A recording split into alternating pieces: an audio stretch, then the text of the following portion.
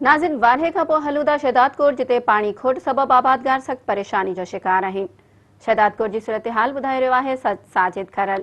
जी साजिद, छा अपडेट्स आहिनि? जी बिल्कुल जेको आहे शहदादकोट में भी जेको आहे पानी जी जेकी खोट आहे उहा शिदत अख्तियार करे वई आहे। शहर जूं जेके शहदादकोट जूं जेके भी शाखूं आहिनि उन्हनि में जेको आहे पानी जी खोट बरक़रार आहे। गुलशाह शाख, टामरी शाख, मस्तोई शाख समेत जेके मुख़्तलिफ़ शाखूं ऐं माइनर आहिनि उन्हनि में पानी जेको आहे पानी जी खोट बरक़रार आहे।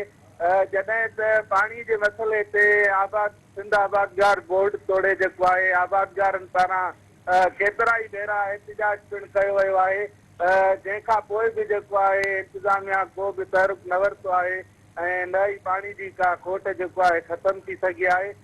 जॾहिं त मां वटि ॿुधाईंदो हलां त सिंध आबादगार बोर्ड पारां जेको आहे पानी जी खोट ख़िलाफ़ सूबाई वज़ीर जेको आहे आबपाशी जो सोहेल अनवर शाल जे घर आॾो जेको आहे एहतिजाज जो चिताव ॾिनो, जंहिंखां पोइ हू जेको आहे रवाना थी विया त उन्हनि सां कंदर में किथे जेको आहे इंतिज़ामिया पारां ॻाल्हियूं करे ऐं हिकु हफ़्ते जी मोहलत बाद एहतिजाज पिणु ख़तमु करायो वियो आहे।